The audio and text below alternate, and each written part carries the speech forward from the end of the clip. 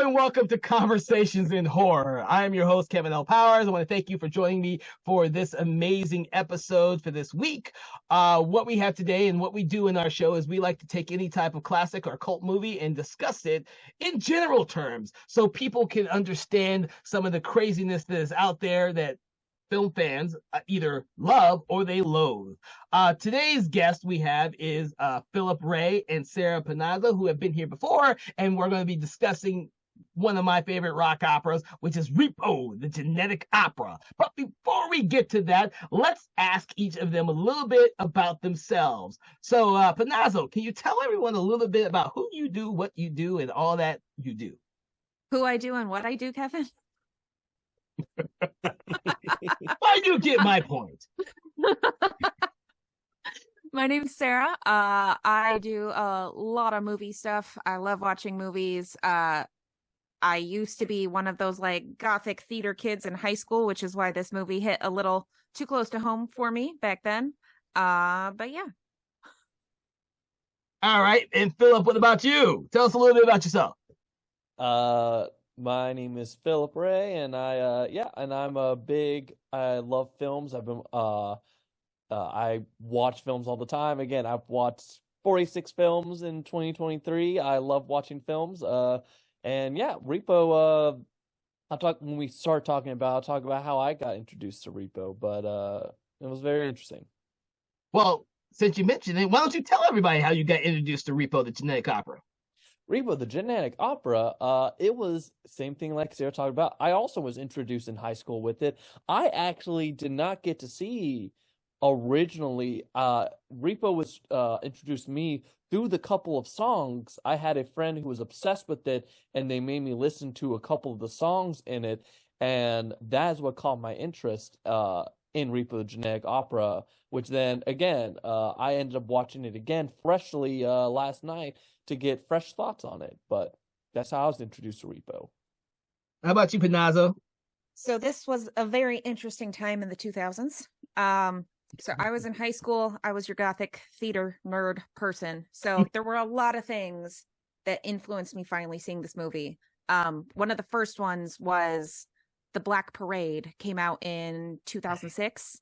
And I fell in love with goth operas, like the goth rock operas in general. You start going through some of the older musical acts, like Queen used to do rock operas and everything else. But that was like the big turning point. And I was like, God, this would be so cool if somebody else were to come out with a rock opera. And that's how we eventually got like American Idiot on Broadway and a bunch of other stuff. And I always thought this was cool. Go down the rabbit hole. Me loving horror movies, find this weird movie about Paris Hilton losing her face. Because, you know, this was also around the time of House of Wax, where everybody wanted to go see Paris Hilton melt. And so that was another big selling point, was Paris Hilton losing her face. And you're like, what are you talking about? Me as a theater kid, here Sarah Brightman is in it, who Phantom of the Opera originator. How can you not see that in a horror opera? So that was kind of my intro to it. It was a lot of little things that led up to me seeing this movie that I thought was super cool for the time. It has definitely aged, and not quite well, but it's still a huge, like, I don't know how they made this movie. I know it's got a huge like Hollywood following because that's where it originated, but it was a lot. So my coming into this is mostly because I like the director Daryl Lynn Boseman, who did Saw movies. And with the clout of having done 3 successful Saw movies, it gave him, like many directors who get a little clout from having successful movies, the opportunity to make a film of which he would have more control over, his dream project, so to speak. And this had, if I'm not mistaken, so correct me if I'm wrong, this was originally a play that he had done that he then wanted to adapt as a movie. Because if this was a first-time movie for him, no one in their right mind would ever give him the money to make it. Rock operas were not something that people actually did in the 2000s. I think they would pretty much died out as a film art. And musicals in general were kind of still had not hit their nadir. Yeah, it was still very new. They're still they hadn't come back like they are now. So someone give it, and the thing is, Twisted Pictures, who did the Saw movies, were the people who chiefly gave him the money to make this film. He was part of their family at the time, and so of course they're going to give him money to make his dream project. What did he do? He gets Anthony Head, he gets Paris Hilton, Sarah Brightman, Paul Sorvino to be in a rock opera. So he wanted to appeal to the horror fans. And then, like you so graciously mentioned, Paris Hilton in House of Wax, who I did also only want to see her die. So it's funny that I was not the only person who thought about that when I saw House of Wax. I just wanted to see her die. I was like, dude, I'll go see this movie at the theater if I get to see her die. Not to see, I don't like Paris Hilton. When I was young, was just the time period. It was so oversaturated with her and what's her name? Richie? Yeah, Nicole Richie. Nicole Richie. But yeah, it was oversaturated with their TV shows and that lifestyle and everything else. And it was like, how do you sell this? And they're like, throw Paris Hilton in it. People are gonna want to see it. I mean, it worked. It worked. And the funny thing is, and I'll say this, that at the time, because you're right, it has not aged greatly, but some of the aspects of the film are actually really well done.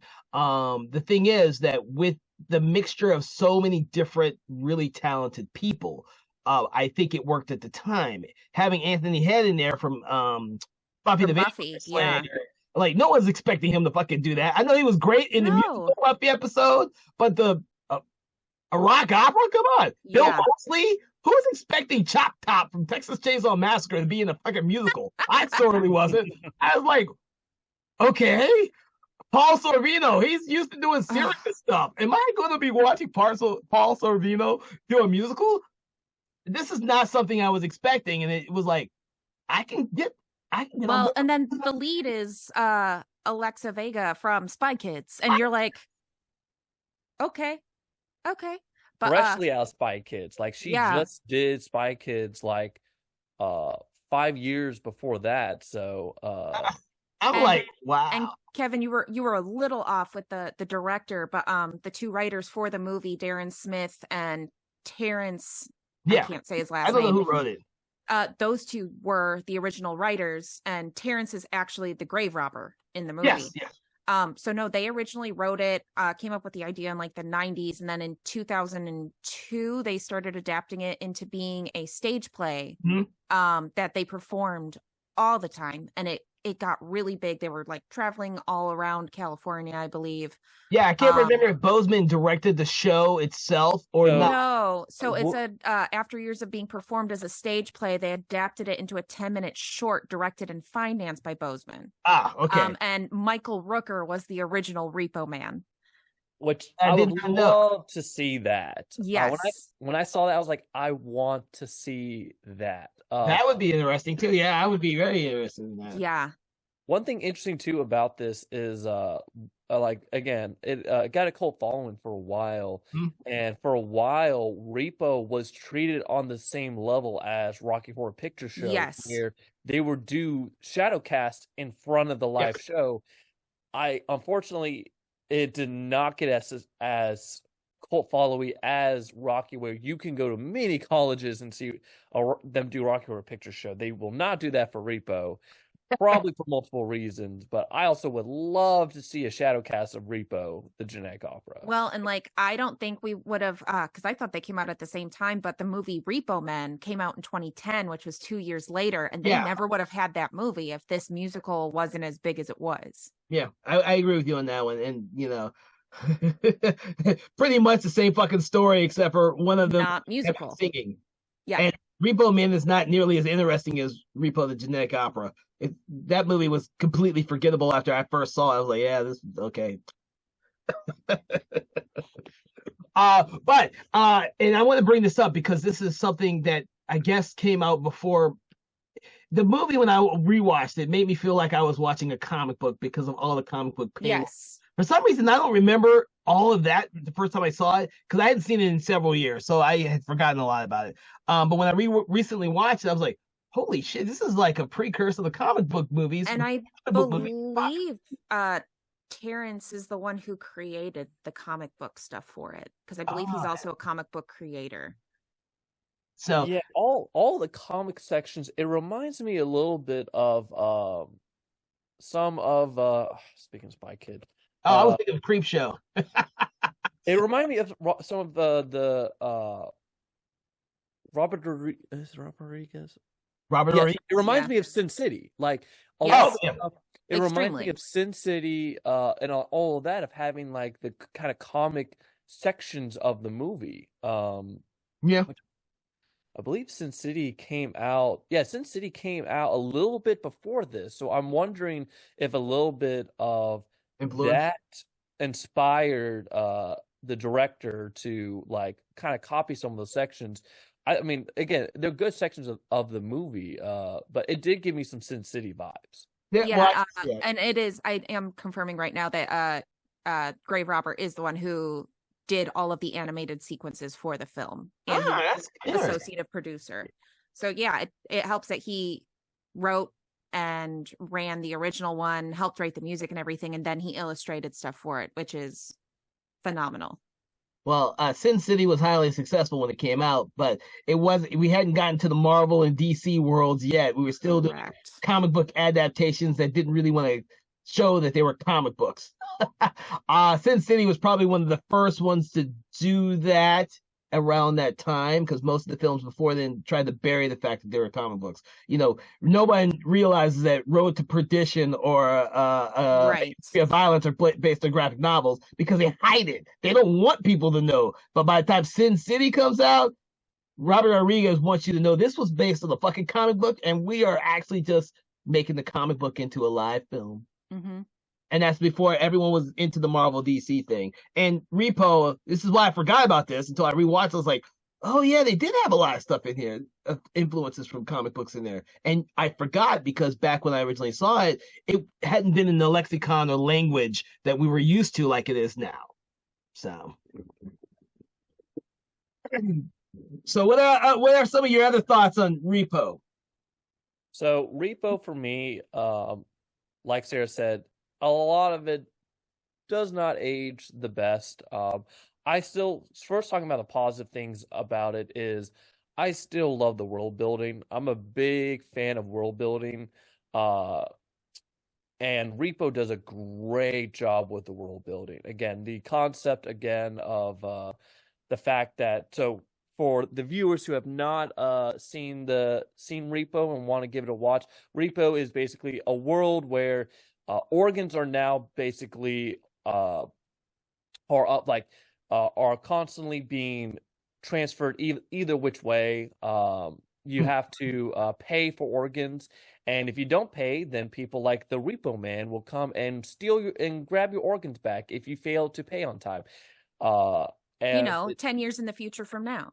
Yep. That's what's going to happen. It's about a young girl who is suffering from some disease there's a whole big corporate business going on as well, where the main leader of this company that is involved with organs is dying and is trying to find a successor, and more shenanigans go on throughout there. But yeah, everything with just that plot of, organs are now on payment, like, and stuff. It reminds me a little bit of that Justin Timberlake movie, with the time. In Time. In Time. It reminded me of that concept a lot too, of just like the fact that like normal stuff is now you have to pay for and stuff. Again, I love all the world building with that. I thought it was a very clever idea, the whole thing. Yeah, back especially in high school, it was super edgy, and like it was before I knew steampunk was a thing, and it's very steampunk. Yeah. But then like now as an adult who's like done a bunch of theatrical stuff, like it really is a pretty decently well-written opera. Because you've got the romantic story in the background that shows why the bad guy is the bad guy, and all these other things, the mistaken identity, the unknown backstories and stuff like that. Like there's a lot of, if it wasn't as gruesome as it was, it would still be a very interesting opera to actually watch. I mean, even to the point that like when Mag takes out her eyes as a giant fuck you at the end. It's like, these are some of those like great opera moments that you see in some of these other shows. So I think even today, like if it was adapted a little bit different, I think, or even just originally brought out like this today, I think it'd do much better than it did back then. I agree with you in that I think you guys touched on the reason why it doesn't have as big a cult following for current screenings as Rocky Horror Picture Show. It is gruesome. It's Rocky Horror Picture Show isn't gruesome. Yeah. If it hadn't been as gruesome as it was, I guarantee you it probably would have been the next Rocky Horror Picture Show. And I think the reason why it's not is so many people were trying to make it the next Rocky Horror Picture Show. Yeah. You can't push that type of stuff on general audiences. As much as I hate the Rocky Horror Picture Show, and I hate that Rocky Horror Picture Show, I love watching the Rocky Horror Picture Show with a live cast. I think that is an amazing experience, and I think I have so much fun watching what I consider a bad movie with a bunch of actors and people who really, really get into that world. And especially when you get the audience screaming at the screen and everything. Much fun. I have to say, I took a former girlfriend to see this, and I told her right up front, I was like, I don't know, I kind of hate Rocky Horror Picture Show. And she dressed up as Magenta. She dressed up the whole 9 yards, and we went up there. I'm looking normal, and I felt out of place because I was the one normal, and everyone in the theater was like, "You're normal. You're at Rocky Horror Picture Show. Why are you dressed normal?" Thankfully, I knew people in the cast. I was like, "You." Holy shit! Oh man, and I enjoyed it. I love watching it live. I will say that to everyone out there. I may hate the movie. I love watching it live, and I guarantee you, if I had seen Repo like that, I probably would have had the same experience. I would have loved it, not because I love gore films and stuff like that, but because the experience of seeing people perform it live is like it's a cult thing. This movie was made for it was made. And it's hard to not watch it now and imagine like, okay, could this actually be a Broadway show now? Back in the 2000s, probably not. It was a little too gruesome. But now that we had the return of Sweeney Todd, where they wanted it more blood, more this, more that, and you're getting more and more into what spectacle can we pull off on stage.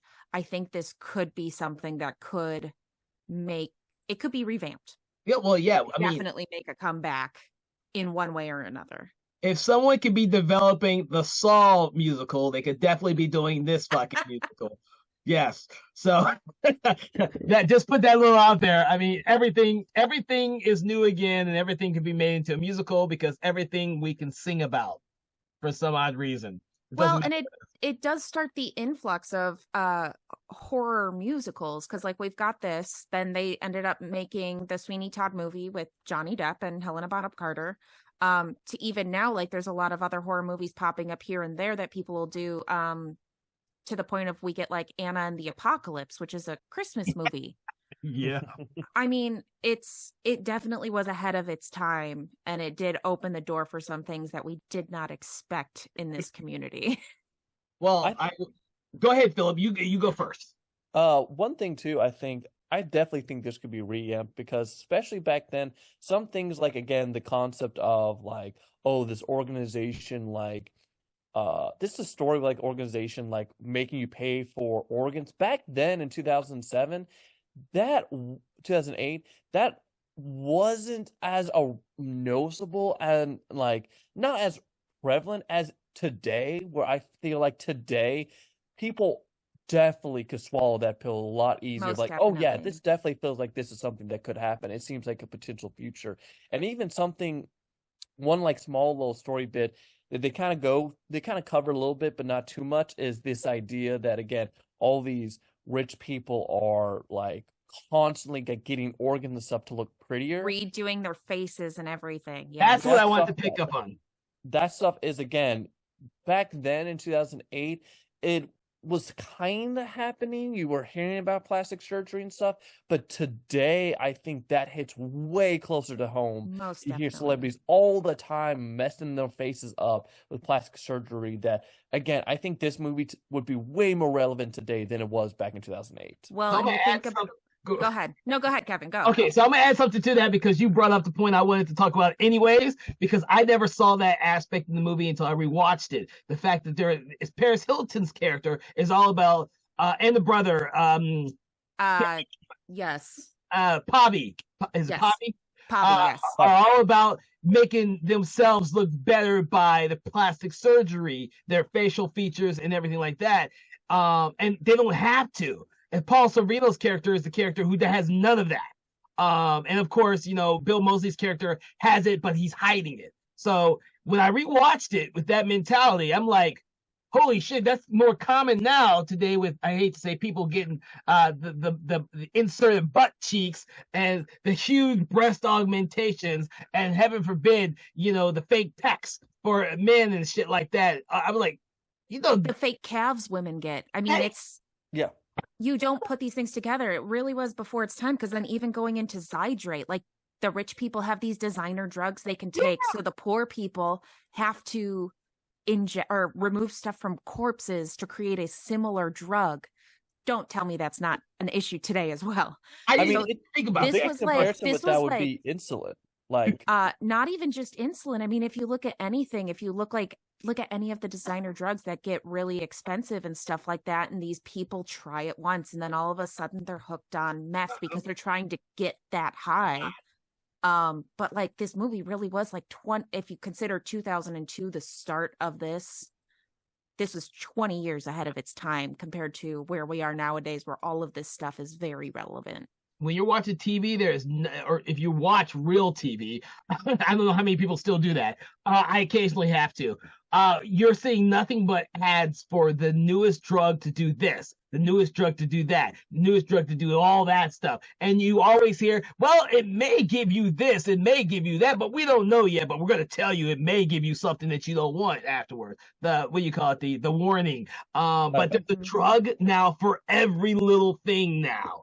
And it's crazy that's what's on our television screens all the time is commercials, are ads for drugs and pharmaceuticals. And all of that's in this movie. If you look close enough, the ideals behind it is like, holy shit. I mean, even some of the technology where they've got the 3D images in the house where they're just like popping out of the wall. And it's like, that's very close to what we have today. I mean, everything about the movie was very on the nose for now. Yeah. Philip, you had something to say? Nope, that's basically it. Yeah. So again, I think this could very much be remounted today.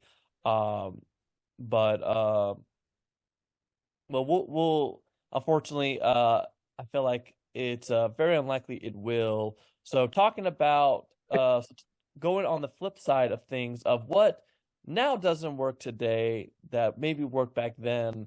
One thing I will say, talking about like the comparing a Rocky Picture Show and stuff, I think there are songs here that could make that got close. Again, there were the two songs that like I was introduced that got me interested in this was Night Surgeon and At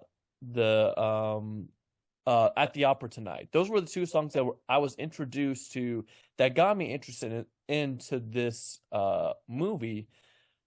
Now, that being said, there are a lot, like when I look at Rocky Picture Show, I know you don't love it as much, Kevin. All the songs, and maybe it's because they're played so much, are really good. A lot of the songs are really good. Some of Repo songs in this movie are not good. And it wasn't until a second view and watch it again, there are certain songs that you're just like, at least for me, I was like, they needed another go through again with either the lyrics or some of the actors just could not hit some of those notes. Like I love Paul Sorvino. There were some notes that he just could not hit when he had to go up higher tone. I'm like, you should not have given him that. Well, I think it's also hard because the problem with a rock opera is that it is an opera. Therefore, it's sing everything. So even though a lot of the dialogue's not part of a real like song, it's all still sung. So you're blurring the lines between what's part of the actual dialogue and what's actual breakout in song. It's a little bit harder than saying, "Oh, we're watching Buffy the Vampire the Musical," and those are definite songs with definite breaks. And because I haven't seen many rock operas, I actually don't know how effective or how well those type of songs work. The only I watch real opera, which is all designed that way. But a rock opera is something I don't think I've seen. I don't think I've experienced enough to be able to give you a very good opinion about. Well, and now a lot of rock operas are, you get like the jukebox musicals. So you get like Tommy with The Who. So you get more stuff like that. Like I said, American Idiot was another big one. Jesus Christ Superstar. So you get a lot of these that you wouldn't compare to an opera. It's operatic in the point that it sings the entire time. It's not an opera where this is like a real opera. Well, I think Sarah Brightman's the only person who can hit every fucking note that is put in front of her face. Bless her voice. Oh my gosh. I can listen to her all day, all night for like 7 days straight and still not get bored. I love listening to her sing. That being said, I was actually surprised that Paris Hilton did not make my ears want to bleed. I don't think I really took into a fact that her and Bill Moseley and Paul Sorvino were singing the first time I saw the movie. It doesn't click to me that they're singing the movie. It's an opera. To me, they just sang lines that just sound like there's music behind them. But when I rewatched it, I kind of say, okay, so someone actually taught them a little bit about what they're supposed to do in a rock opera. So that there's like the beginning song with all of them, when they all have lines, all the brothers and sisters are talking about who's going to take over the corporation. They actually make sense. I think they all did a fine job there. And I think that the film keeps them at a minimum on how much they actually sing. Well, and go ahead. And that was actually my least favorite song. I actually thought that both of them, like, again, at least the guys, like, they do better later on when they're supporting, but since that song was one of their main songs, I'm not gonna lie, there are some notes that they were hitting really bad. I was like, oh. And I think that's part of the point, is you've got these characters you don't like, and it's keeping their voices in character. Yeah. Which it's very hard to do when you do like a real opera, but you get like the weird like sassiness when they sing and stuff like that. But Paul Sorvino actually made his Broadway musical debut in '64. So he is actually trained, which I completely forgot about because I'm so used to him being like a mop guy in most of the stuff he does. Yeah, well, that's the thing. I knew about that with Paul Sorvino, but I didn't know, like, I don't know the actor who played Pavi. And Paris Hilton, I heard her album when she tried to sing and I wasn't a fan. Bill Moseley, I was like, dude, you're Chop Top. Are you supposed to be able to sing? I don't want to see Chop Top singing. I don't know what. To me, that's what that is. Alexa Vega, I was surprised because all I knew her from was Spy Kids. Anthony Head, I knew could sing because he was classically trained and he did Buffy the Vampire the musical. So I was like, dude, I'm down for you being the star of this movie. But you know, when the movie came out, no one knew who the fuck Anthony Head was. Yeah, he's what's his face, Giles. But you're not thinking that he needs to be a headliner for a movie where he sings. Like, this movie wasn't sold on, you know, but probably Paris Hilton may have been the defining moment we're selling this movie, with Sarah Brightman second. Because, you know, musical people know who the fuck Sarah Brightman is, but you get outside of musical people, and there's a lot of people who have no idea who Sarah Brightman is. But I love Sarah Brightman, and Paris Hilton's just entertaining as fuck. I hate to say. But no, Pavi was part of a industrial music group, Skinny Puppy, which he co-founded. Oh, really? So he did a lot of electronic music. His name is Ogre, that's what he typically goes by. But no, he is known for doing a bunch of musical stuff, which is why I was like, okay, I know these people can sing. It actually takes a lot of talent to sing this badly. It's very hard to not, like, you'll get the people who sing off key and stuff like that, but this is like outrageous. I am ashamed to say that I know who Skinny Puppy is, and Ogre, and I did not know that that's who played Pavi. Well, it doesn't help they cover up his face with another face the entire movie. Yeah, but I feel so bad now, and everyone knows it. Sorry. I should have known that. I didn't. Of all the things I should have known that shit. But yeah, but overall, like I thought the cast was again like probably Anthony Head and Paul Cervani. Those both. I mean, again, I loved all of their. Paul Cervani just had like one song for me that I was like, but like I thought both of them, like you were saying, Kevin, like especially Anthony Head, he does a great job with all of his songs, and stuff. Overall, I mean, the cast is generally like really good, and it's just that again, I think some of the songs the lyrics could have been little more rewrite and stuff, but They've had years of practice on live stages. yeah, I would love to know the differences between the live the live version and the film version though. There's slight story differences and character differences, but yeah, like I said, I'd be interested to see this as like the return of the stage musical. Yeah. Because that would be fun. But now going to your songs, like I think the only song that really took me out of the entire movie was 17. And then where you've got like the rock and roll punk bit, and then all of a sudden Joan Jett shows up and you're like, okay, I guess. Sure. And then DJ Grandma at the end. Love DJ Grandma. Bozeman, like I said, Bozeman, this was his dream project. He threw everything in the kitchen sink at this movie. And it makes sense. And unfortunately, like most dream projects, they don't do well at the box office, which is unfortunate. And then that means that these people have to go back to what was their bread and butter, and try and rebuild their reputation again. And unfortunately, Bozeman hasn't been able to rebuild his reputation again. He went back to doing straight horror films, and he's still working through that whole thing. I'm sure he was hoping that working back on the Saw franchise was going to kickstart that again. So, but he's a very accomplished director, and I think this film on its own is probably it's the film that you get to see the most of his talent in.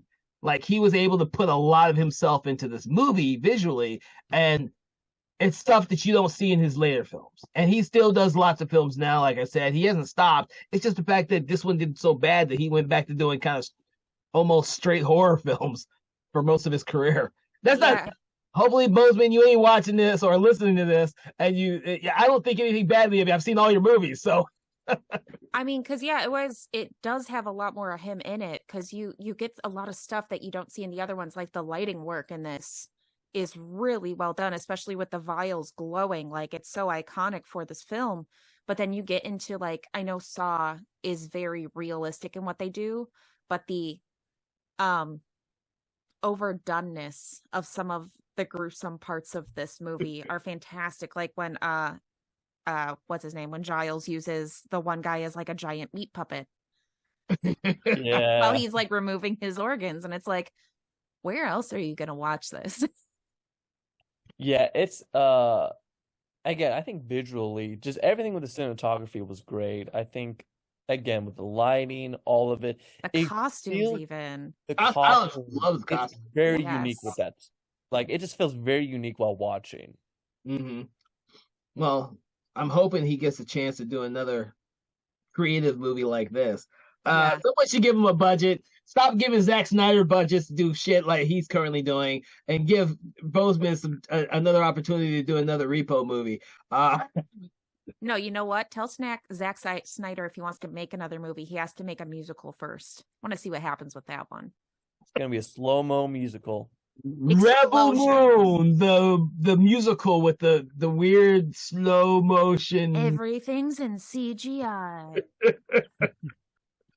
Well, he did almost do his musical version with what the fuck was that movie? Sucker Punch. There's music.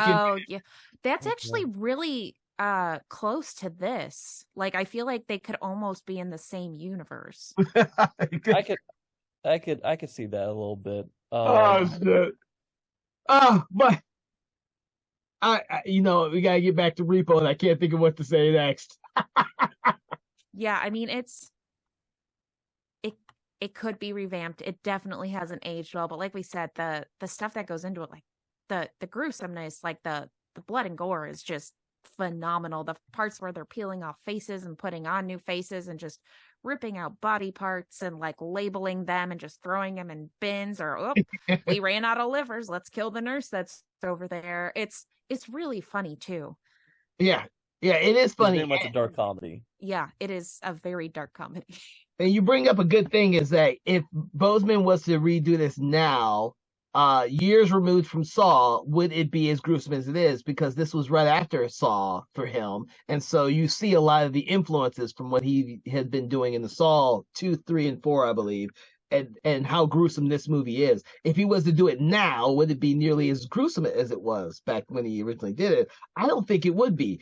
He's played a lot with psychological films in his later career, and I believe that he would probably do a much better film now. I'm not putting any words in his mouth or anything like that, and I am actually hoping that he, revisits something similar to this. But I think that he could probably do a much grander film.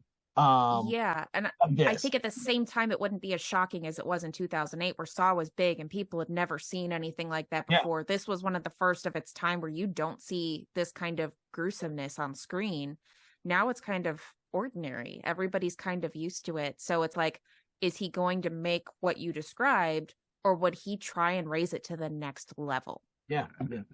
I think he would do, I think a remount, I think if he revisited this and remade it, I think he would do, like you both said, a better job, because I think he would be a lot more constructive with his gore. I think he would be a lot more, I think he would focus a lot more on the psychological stuff. Like, I think he would do a better job now if he remade it than, like, all the small problems we may have watching it now. I think he would fix that if he did it again.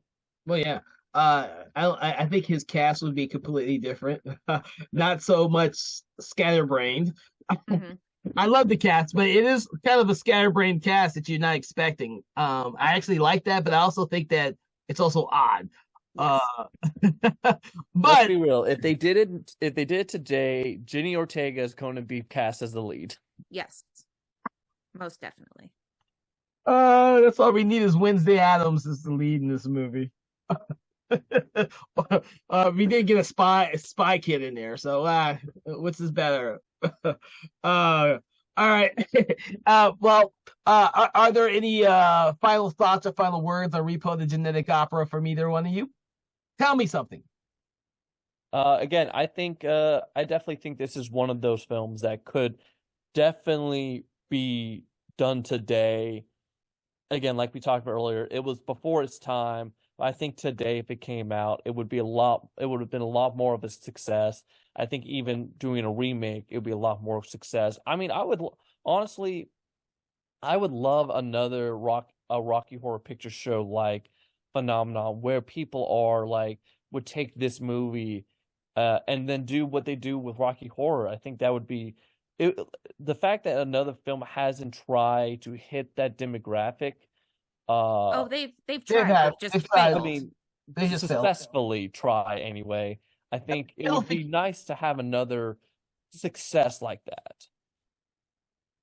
I don't think you can have. I don't think Rocky Horror is a once in a lifetime thing. It doesn't happen because the studio wants it to happen. It happens because the audience wants it to happen. No one remembers the sequel to Rocky Horror, Shock Treatment. No one. It's same fucking O'Brien. Yeah, he did Shock Treatment, and it's even as much as he tries to recreate the feeling of Rocky Horror in that movie, it fails horribly. And he wrote the first one, but it's lightning in a bottle. Yeah. Repo was designed. In theory, I think the studios wanted to be designed to be the next Rocky Horror Picture Show. It didn't, because you can't force it on the audience. An audience has to find it themselves. That's what I have to say. But I want to hear what you have to say, Panozzo. No, I kind of agree with that. It kind of has it had the same build as Rocky Horror. It started off as a stage musical that was a cult classic that they turned into a film because so many people liked it. It was ahead of its time, but this is definitely one of those horror movies that deserves a remake. Yeah. Because where it was at the point, it didn't hit. Nowadays, there would be so many people going to see this because it's so familiar to so many other themes that we've got in horror movies nowadays and TV shows. And because it's all familiar territory that people are used to. I agree. I think it deserves a remake. It definitely deserves a second chance. Definitely deserves a better Broadway writer. The thing is, with so many properties, or IP as studios like to call it, out there that they're revamping for musicals for Broadway and the London stage, which is West End and the rest of them, I think that this is one that would do with a revival. Maybe not on Broadway, but at least off Broadway, that actually allow people to watch a unique story done in a unique way. I'm all for having more horror on Broadway. I think it's great. That's just my opinion. But I can't get to New York to get to Broadway, and I surely can't get to fucking London and the West End. So I have to get it as a film if I can. So that's how I see it. I would love to see it. I would love to see a more mature Boseman tackle this material again. I think it's worth tackling again because I really enjoyed the film on the third time I watched it. The recent one I just watched was not the second time I've seen it. I've seen it twice now, three times now, but it was like the third time I watched it because I've actually listened to the music more than I've seen the movie. I have the soundtrack. I love the music, but I can listen to the music anytime I want to. I just can't watch the movie like while I'm driving, shit like that. But I know the songs because I've listened to it. I like the songs. I'm not always watching people get their organs ripped out when I'm listening to the songs. So it's a different feeling for me when I'm watching the movie. It's like I haven't seen the movie in fucking forever, but I know the songs like the back of my hand. I hope people will watch the movie and enjoy it. Kind of like the experience I had with watching Evil Dead the musical. There's no fucking movie of that, and I've seen 5 different versions of it. Yet. And I never get tired of watching Evil Dead the musical. That is, I fucking love that shit. So if you're in the mood for something that's gory and great and outside the box, go watch Evil Dead the musical if you can. But in lieu of that, watch Repo the Genetic Opera because it's just as fun to enjoy. You just don't have the blood coming at you from the stage, which I actually enjoy when I'm watching Evil Dead the musical because I think it's horrifying and funny at the same time. So with that, I would like to thank my guests for joining me on this amazing opera adventure. And I promise I did not rip out any of their organs except for maybe a thigh here, a buttocks there, something like that. A liver, A liver. I took a heart out once. So I took out Philip's brain, so the next time he's on the show, he won't have anything to say except da, da, da. But I do like to thank all of you for joining us for this conversation of horror. We hope that you enjoyed our rant and ravings about it, and that you come back and listen to some of the other shows that we've done before, and are anticipating some of the shows that we will have in the future. With that, thank you all, and have a good day. Conversations in Horror is a Broken Lighthouse Pictures production, produced by Kevin L. Powers, executive produced by Kelly A. Inoka, and originally filmed via Zoom technology. Conversations in Horror is hosted by Kevin L. Powers and co-hosted by various horror film lovers and filmmakers. To learn more about Mr. Powers, please make sure to check out his Patreon page and other social media platforms. Conversations in Horror is copyright 2024 Broken Lighthouse Pictures production.